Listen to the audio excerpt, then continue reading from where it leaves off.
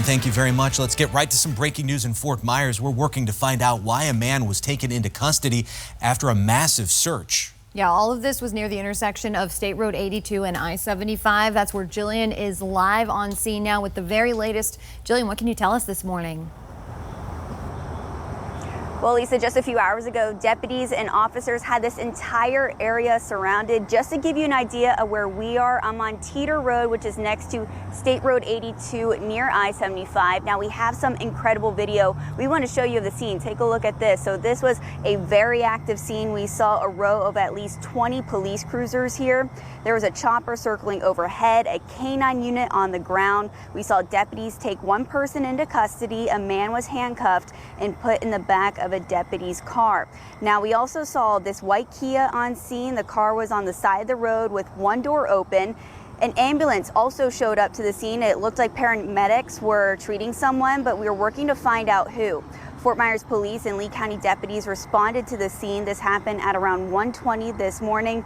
It was a massive search. Right now, we know one person is in police custody. We are working to find out what happened. We're reaching out to our sources this morning to get you more information. Just count on Fox 4 for updates. Reporting live in Fort Myers, I'm Jillian Hartman, Fox 4 in your corner. All right, Jillian, thank you. And we have more breaking news. In the last hour, we've learned one person was killed in this gas explosion in Kentucky. A gas line ruptured in Lincoln County early this morning, according to the fire department there. And when that line exploded, a huge fire ignited. This sent debris into the sky. Local media reports several different homes caught on fire. Investigators are helping evacuated people in that community. A local church has actually opened up as a shelter for people in need there. The Blue-Green Algae Task Force will meet again today. The task force will talk about possibilities for new technology to help fight algae blooms, and they'll also talk about how septic tanks should be regulated and how to handle sanitary sewer overflows. The meeting is at the Harbor Branch Oceanographic Institute in Fort Pierce. You can watch it live on the Florida Channel.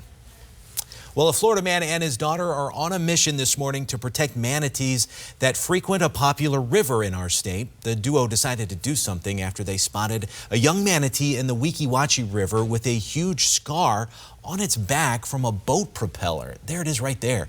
So they started a petition to require all boats in the river to use propeller guards. Though FWC does not show any reports of manatees being hit, the man believes many strikes go unreported. You can go as fast as you want to going out from the Mud River to Bayport. It's my belief that a lot of manatees are getting hit on the way in from Bayport. 2019 is estimated to be a record year for manatee deaths in our state, with boat strikes being the main cause. The man and others from the community plan to present this petition in front of Hernando County commissioners in October.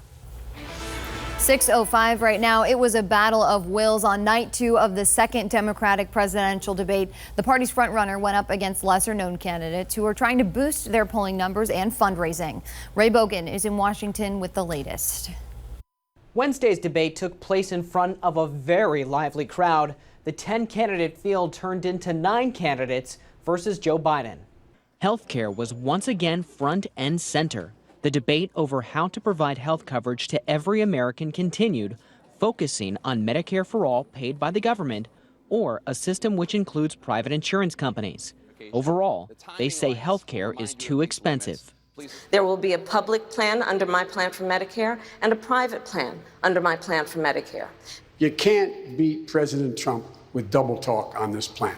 The truth about healthcare in America today is people can't afford it. Immigration was another popular topic where candidates were equally passionate, including whether crossing the border should be a criminal or civil offense. So doing it through the civil courts means that you won't need these awful detention facilities that I've been to. What we need are politicians that actually have some guts on this issue. Thank you. Candidates were quick to attack President Trump. We can no longer allow a white nationalist to be in the White House. And just as fast to attack the frontrunner, former Vice President Joe Biden. Mr. Vice President, you can't have it both ways. Mr. Vice President, you want to be President of the United States, you need to be able to answer the tough questions. The third Democratic debate is scheduled for September 12th and 13th. The stage is expected to be much smaller. The qualifications are twice as high, and so far, only 7 candidates have met the requirements. In Washington, Ray Bogan, Fox News. Ray, thank you. And this morning, we are fact-checking the debate with our partners at PolitiFact. Yeah, there was a lot of focus on Democratic frontrunner Joe Biden's stance on child care and women in the workforce. Listen to New York Senator Kirsten Gillibrand. When the Senate was debating middle-class affordability for child care, he wrote an op-ed. He voted against it, the only vote. But what he wrote in an op-ed was that he believed that women working outside the home would, quote, create the deterioration of family. He also said that women who were working outside the home were, quote, avoiding responsibility. All right, so let's talk about that. The quote was actually referring to a 1981 statement Biden made when he was the sole senator to vote against expanding a child care tax credit. PolitiFact rules that that quote was taken out of context. Biden also said he does not care whether in a modern marriage you have the man or the woman taking the responsibility of taking care of the child. Biden also did not oppose a child care tax credit, but did oppose giving it to families who make above $30,000 a year. Today, that would be the equivalent of more than $84,000. And just into the newsroom, two prominent gun safety organizations say they will host a forum for Democratic presidential candidates in Las Vegas on October 2nd. That's the day after the second anniversary of the deadliest mass shooting in modern U.S. history. March for Our Lives and the Giffords Group said the forum focused on gun violence is the first of its kind for presidential hopefuls. A Fort Myers club with a history of criminal activity is now closed. Property owners evicted the Fly Lounge on Colonial Boulevard. There were shootings, arrests, noise complaints, and other violations here at the club. Last week, one person was killed and two more were injured in a shooting at a party that sources tell us was originally supposed to happen at the club. The Salvation Army will close its Lee County Dental Clinic after 2 decades of offering free dental care. The Salvation Army says they will work with the United Way to provide treatment to current patient rosters and make referrals to other agencies. The dental clinic has served hundreds of people without dental insurance. The Salvation Army determined dental clinic operations would not be sustainable in the long term. Today, you can get free legal help in Cape Coral. Attorneys can give advice on civil lawsuits, bankruptcy, evictions, and more. If you want to represent yourself in court, you can schedule a 15-minute meeting with an attorney. It's at the United Way House on Cultural Park Boulevard. To schedule this appointment, you can call the Lee County Clerk's Self-Help Center. This is sponsored by the Lee County Clerk of Court, Legal Aid Society, and United Way House. And if you can't make it, sessions will be on the first Thursday and Saturday of every month. All right, a big expansion is coming to Lehigh Regional Medical Center, and the hope here is that they'll be able to help more people with mental health issues. Construction is underway right now on the 35-bedroom behavioral health unit. It'll be located right here on the 3rd floor. It'll be for patients 55 and older who suffer from emotional, social, and behavioral issues. They will offer 35 hours of active therapy every week. This is a large unit. We have all the spaces necessary for individual therapy, group therapy, art, recreation. We have all the things you need for an inpatient psychiatric unit. And it's getting close too. The unit is expected to be complete in December. And at 6:10 this morning, want to get you a check of the forecast. I do notice, Trent, that there's like a tinge of green to that map behind you, which is nice. Always good. Yeah. It's always bad when it's more orange than green. I do see now that you've backed out of the way, there is a little bit of orange, but still I would say it's more green than orange right now. And it's not too bad. I mean, honestly, if you step outside this morning, if you haven't done so, grab that cup of coffee, just open the door. It's actually fairly nice. The rain yesterday, although it was a pain for that evening commute and your evening plans, it made it nice outside. 73 degrees right now in parts of Arcadia. And as you look around the area, our temperatures will climb into the low 90s today, but the rain chance remains high. And Lisa and Chris will talk about that coming up in just a bit. Okay, we'll see you then, Trent. A groundbreaking study is happening right here at a Florida high school. Yeah, this is interesting. We'll tell you about the brand new way researchers will study student athletes as they work out in the sun. Time right now is 6:11 on your Thursday morning. You're watching Fox 4 Morning News.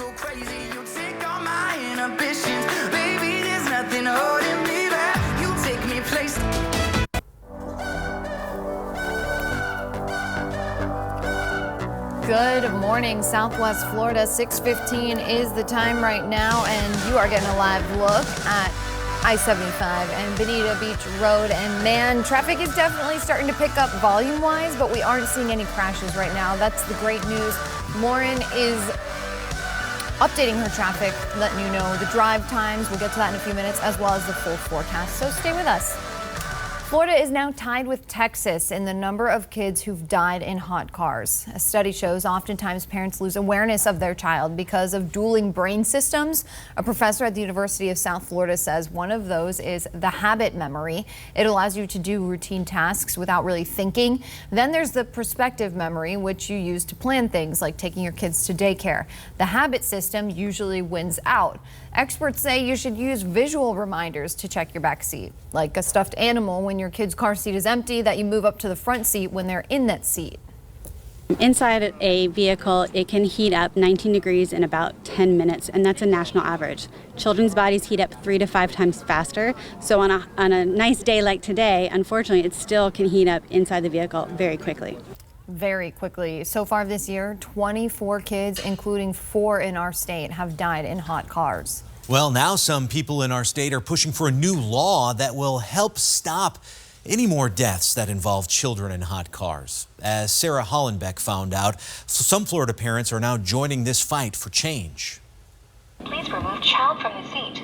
A set of twins dead in a hot car in New York City. A child left in a daycare van in South Florida. And a Bradenton mom arrested for leaving her 7-week-old and 2-year-old kids in a hot car. The story's heartbreaking for dads Fadi Shama and Jim Friedman. We just want to save lives at the end of the day as parents. The 2 men, Tampa neighbors, teamed up to create a device designed to do just that. The pad will go under any type of child seat, slips right in under the padding, and all it requires is about 1.5 pounds of pressure to activate. This will Velcro next to the driver. Upon exiting, you will get the alert. Occupant detected in car seat. The device uses Bluetooth and there's no need to plug it in. If you miss the first alert, a second is sent to your cell phone. Yes, we think it will make a difference. The cost, $149, but a federal organization now leading the push for devices like it to be mandated in every new car. There's just no excuse that children are continuing to die in hot cars when we have something that could prevent it. That's why Amber Rollins of KidsInCars.org is pushing for members of Congress to pass the Hot Cars Act and daycares to set up systems where parents are alerted when a child is not dropped off as planned. Knowing that there are families out there right now with beautiful, healthy, happy children that will not have them by the end of the summer because they will die in a hot car. That was Sarah Hollenbeck reporting. Since January, Sense of Life has sold hundreds of units across the world. Now, the University of South Florida is teaming up with Tampa High School athletes to track heat and hydration during preseason football practices. Over 24 student athletes are participating in a heat impact study. Each player is required to ingest a capsule 4 to 5 hours before practice every day for 10 days. This helps researchers monitor body temperature, heart rate, sweat rate, fluid consumption, hydration, and how they feel. The results will be used to improve current heat policies for high school athletes and reduce the risk of heat-related illness. Yeah, good to see that work is being done. It's studies like these that can make all the difference, especially because there are kids still dying because of the extreme heat. 2 years ago, you remember, Riverdale High School student Zachary Martin Polzenberg died because of hypothermia, where your body dangerously overheats. This happened while the 16-year-old practiced football drills. It is a story that a lot of us will never forget, and it is something that his mother continues to push for schools around the state to be healthier and more active when it comes to protecting the children. Absolutely, especially because this time of the year, right now, it's when it's the worst. Yeah. The heat is just unimaginable. Yeah, honestly. It sure is. And you know, from a scientific Step out thing, and you're just, ugh. yeah, it's fascinating. They can put a capsule that those kids can take right? that and it monitors them to go through practice. But yeah, you know, even outside this morning, even though it's cool, the heat index values are still in the upper 70s. And what is so unique is that the minute the sun comes up, those values skyrocket up. And by this afternoon, we'll see those heat index values in the mid 100s before the rain cools us off, as our temperature should approach the low 90s. Rain showers will cool us down, but it's going to be later on in the day. We have a lot of wet weather already pushing on the Florida East Coast, down in the Florida Straits. This is a sign of things to come here as we head towards the weekend. 70 to 80% chance of rain thanks to this tropical wave, which is absolutely inundating Broward County right now. If you were heading across the alley this morning, keep that in mind. And as far as we're concerned, on our morning commute weather-wise, no impacts as the roads are dry from Sarasota, Venice, working inland, all the way from Midpoint Bridge to Cleveland Avenue. We are dry. 74 degrees right now out at the airport. Sunrise is coming up here at 6:52. It'll set later on about 8:15. Punta Gorda at 73. Predictor model, yeah, it's getting busy. Look at it here about 6 o'clock. Those showers and thunderstorms develop. East wind will continue to push showers and storms in. And then by tomorrow afternoon, thanks to that tropical wave, you can see the widespread coverage from Lake Okeechobee all the way back to Sarasota. This tropical wave continues to move past Andros in the Bahamas, and it will continue to throw all of this moisture you see across the Florida Straits towards South Florida, and that's going to increase our rain chance even more for tomorrow.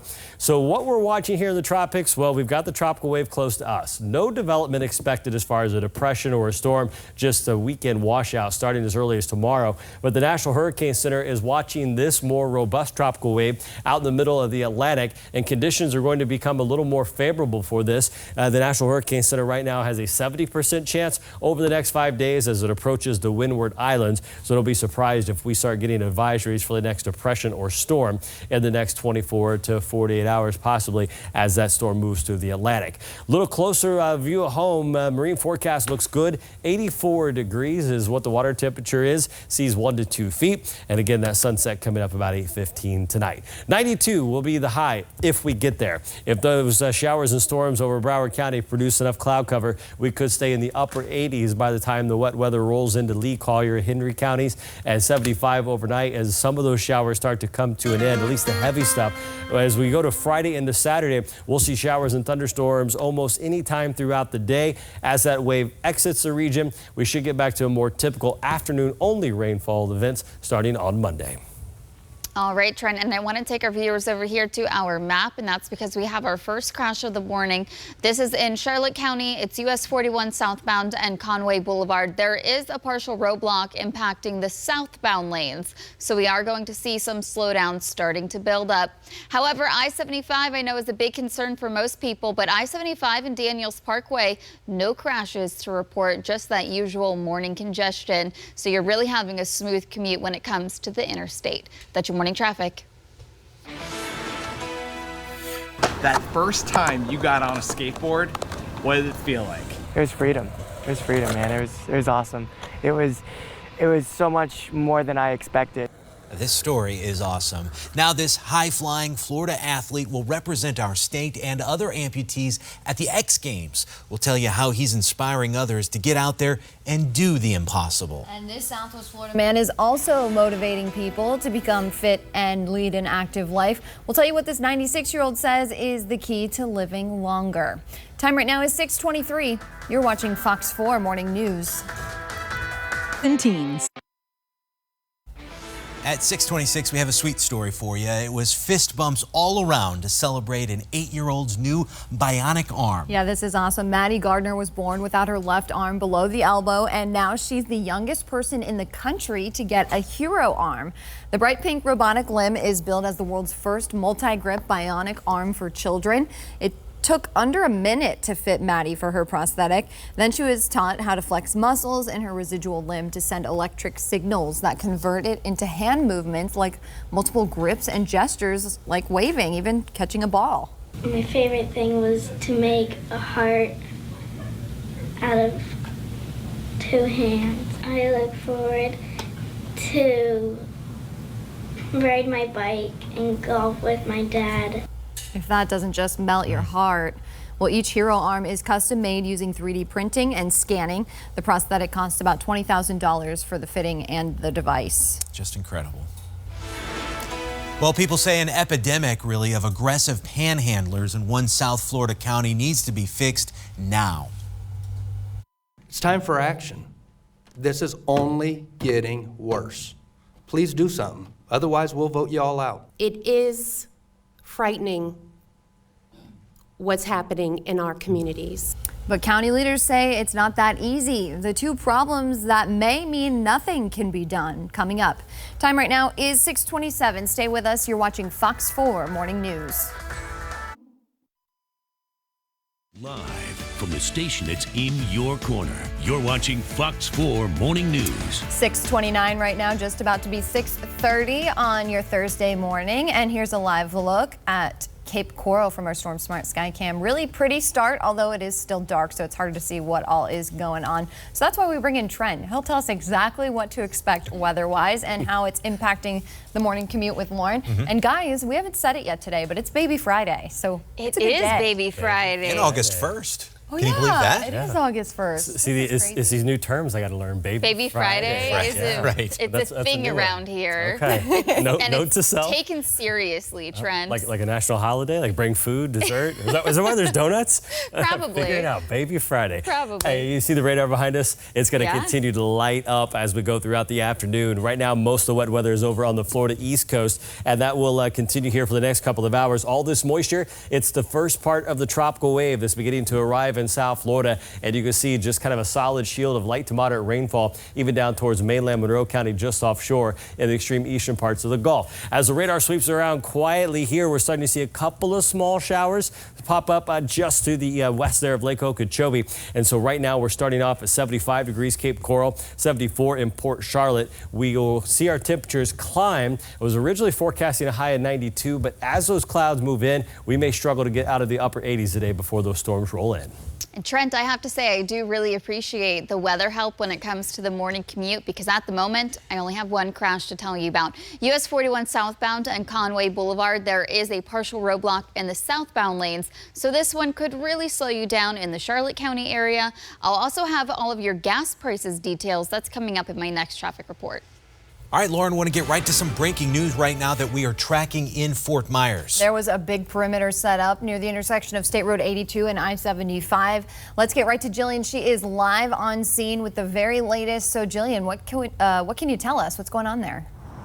Well, Lisa, I can tell you this was a very active scene here earlier. This area was swarming with officers and deputies. Right now, we're on Teeter Road, which is right next to State Road 82 near I-75. And we have some video of the scene you have to see. Take a look at your screen. This was a massive search. We saw a line of at least 20 police cruisers here. There was a chopper circling overhead, a K-9 unit on the ground. We saw deputies take one person into custody. A man was handcuffed and put in the back of a deputy's car. We also saw this white Kia on scene. It was on the side of the road with one door open. An ambulance did show up to the scene. It looked like paramedics were treating someone, but we are working to find out who. Fort Myers Police and Lee County deputies responded to the scene. This happened at around 1:20 this morning. Right now, we know one person is in police custody. We are working to find out what happened and get you more information. Just stay with Fox 4 on air and online for updates. Reporting live in Fort Myers, I'm Jillian Hartman, Fox 4 in your corner. Okay, Jillian, thank you very much. The great-grandson of a Confederate soldier says a Confederate monument on the grounds of the state capitol should be relocated. The statue was dedicated back in 1882 on the lawn of the old Capitol building. You see it there. But Russell Post thinks there's a better spot for it, maybe like a cemetery. He says he knows preserving history is important, but he feels like the Capitol lawn should be free from icons that are also seen as signs of oppression. Everybody needs to feel welcome. And if this memorial is a hindrance to that, I think it might need to be relocated, at least considered. And you know what? Some state lawmakers have shown interest in doing that. At this point, though, it's not clear who has the authority to make the decision, the lawmakers or the Department of Management Services. Here in Southwest Florida, of course, we have our own Confederate monument debate. This bust of Confederate General Robert E. Lee sits in downtown Fort Myers. The Daughters of the Confederacy donated the bust to the city back in 1966 at the height of the Civil Rights Movement. Over the past 2 years, members of the NAACP have tried to get it removed, but because it belongs to the Daughters of the Confederacy, they have the final say. 6:34 right now. A construction accident could have ended really so much worse. Wet concrete fell 6 stories, landing on the cars below that were parked along a street in Miami Beach. One man was actually inside his car when the concrete hit it. You know, I heard the noise and it came and banged so hard, and I rolled inside the car as small as I could. And then I kept feeling that it kept coming down and the debris, wood. His car is in really bad shape, look, but thankfully he's okay. He's just relieved knowing this could have been so much worse. No one else was hurt, but there were a few cars seriously damaged. Miami Beach police say it was a concrete pour gone bad. Manatee County leaders are looking into what they can do about panhandlers on county streets. The problem is panhandling is not illegal in Manatee County. However, some people say people asking for money are becoming more and more aggressive. When people refuse, there are problems. And here's another problem. Any ordinances passed cannot infringe on a person's right to free speech. Big wheels turn slowly. This is a very important issue that the U.S. Supreme Court said falls under the freedom of speech. So we have to approach it carefully so that we don't end up in a lawsuit that costs our taxpayers lots of money. Okay, so here's what's going to happen next. County leaders say they will take the next 60 days to look at options with a recommendation for a new ordinance that will be presented in mid-September. Well, here's a happy ending for an Arizona dad who was laid off. The 30-year-old hit the streets of Phoenix with a unique job hunting strategy. A driver snapped these pictures showing the dad passing out his resume to anyone who would take it. Thanks to social media and his determination, he got more than 100 job offers in just a matter of days. He says he's now happy to report that he's landed a full-time job with a concrete grinding company. Punta Gorda police are looking for the man you see here. He's accused of robbing the Bank of the Ozarks branch at gunpoint. They are asking you to take a look at this photo. Maybe you recognize him. This was at the bank on Tamiami Trail just before 9 on Wednesday. If you do know who this is, you're asked to call Punta Gorda police. On Tuesday, there was a robbery at a Chase Bank in the city. The suspect, Jesse Lozano, was arrested and charged with grand theft. Cape Coral police are looking for the man a dad says was peeping through the window at his 15-year-old daughter who was showering. This happened early Monday morning on Southwest 7th Place near Skyline Boulevard. The police report says the girl's father went outside and saw a man outside the bathroom window, but then he ran away when the dad yelled. A neighbor says she saw a man trying to look into another house just a month ago. And I see a man with a hoodie. He was walking across the field to this young girl's room. So I'm watching. I had someone on the phone. I told him, please stay on the phone. I see this guy. The guy seemed to hear me and he ran off. Cape Coral police say they have increased patrols in this neighborhood. A new World Series favorite has emerged after the MLB trade deadline passed yesterday. The Houston Astros, already a great team, they made the biggest move. They came away with Arizona Diamondbacks pitcher Zach Greinke in exchange for 4 prospects. The right-hander joins an already stacked rotation that features Justin Verlander and Garrett Cole. After news of the deal broke, Vegas odds makers moved Houston ahead of the LA Dodgers as the favorites to win the World Series. And the 2 Florida teams got together for a trade of their own yesterday. The Marlins traded right-handers Trevor Richards and Nick Anderson to the Tampa Bay Rays. Right-hander Ryan Stanek and minor league outfielder Jesus Sanchez are now headed to Miami. At 6:38, we have a remarkable story about a Florida athlete and triple amputee who's headed to the X Games. Really cool. When Justin Beauchesne was just 18 years old, he lost both arms and part of a leg from meningitis. He said his doctors told him what he could and could not do. But when he was 12, he played Tony Hawk's skateboarding video game. Not long after, he hopped on an actual skateboard. Now at 31 years old, Justin is an advocate for fellow amputees with disabilities. I remember telling my aunt when I was probably 6 years old that I want to help others. I said I wanted to do this when I was such a little kid. I need to keep going with this. Just amazing. Really cool to see this. His Tampa-based nonprofit, Amp Ventures, gets amputees on surfboards, paddle boards, skateboards.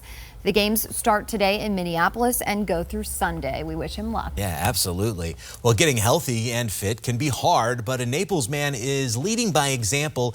He goes to the gym twice a week, and here's another important fact about him. He's 96 years old. His name is Richard Neese. There he is right there. He started working out when he was 80. That's when his daughter pushed him to stay active during his retirement. He says it's important to stay in shape, especially when you're older, so he's made it his mission to lift weights and inspire others to do the same. Dick has just always been there, been consistent, always up, always happy, always positive. Keep active. Yeah, don't give up. Right? Don't give up. Once you give up, it isn't going to be long. with neuropathy in his legs, Richard keeps pushing to be healthy and lead an active lifestyle. He recommends having a regular workout schedule so that you don't overdo it with certain muscles. And at 96, looking that good, I'll follow any advice Richard has. Right? I'm sitting here pondering if I should go grab a donut from the room. I say yes. Yeah? Me You too. only live once. Yeah, and Let's go to the gym how many steps to the newsroom to get the donut? And back. That's like a lap, you know? Right, yeah. Yeah, for sure. Solid. We've worked it out. We're on the same solid team. 50 steps, maybe? Yeah. All right. 5 calories. What are you going to do? All right, on the radar here today, showers and storms already moving in thanks to a tropical wave, and this batch is moving through Dayton Broward. That's going to bring some heavy rainfall in our direction starting here this afternoon and not going to let up until Sunday. My concern is my dog. I don't even care about the car. A man is desperate to get his four-legged friend back after his car was stolen with his dog inside. He says he still has the key to his Audi, but he says that actually makes this situation much worse. And take a look at this video. Slow and Steady will win this race, literally. We'll tell you why more than a dozen turtles are swimming for a grand prize that, of course, they don't even know about. 6:41 is the time. You're watching Fox 4 Morning News. I'm Vinny Politan. A dramatic night on Court TV. A late night verdict coming in Florida versus Grant Amato. Grant Amato now convicted in the deaths of his mother, father, and brother, and now faces the potential of a death penalty. Today on Court TV, we've got all the fallout from inside and outside of the courthouse. We're live in Sanford all day on Court TV. All right, everybody, August 1st is today. That means, what, only like 6 more months of summer in Southwest Florida? I'm kidding, but it was 2 definitely, and more like 3 probably. But this morning, when you walk outside, Lauren, I don't know if you felt this, but it felt nice out there. It did. Not bad. I was thinking about what you were saying about August and going into September. It's my least favorite time in South Florida. Really? Hurricane season, Yeah. peak of hurricane season. Just Okay. gets a little stressful, so got this look on my face I'm now. a little stressed too, I'm not gonna lie. Yeah? Yeah.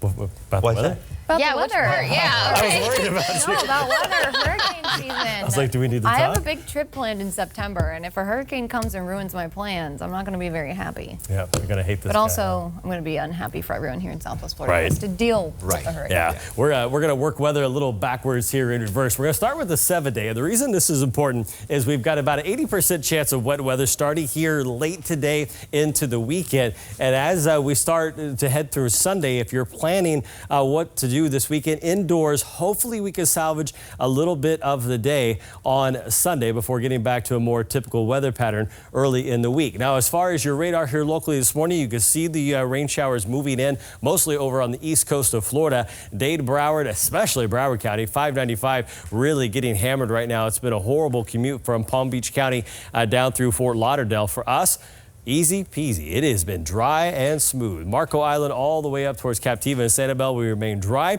but that will change later on today. 74 out at the airport. Sunrise at 6:52, so we're just minutes away from that. And by 8:15, the sun will begin to set with cloudy skies likely because the predictor model showing those showers and thunderstorms moving in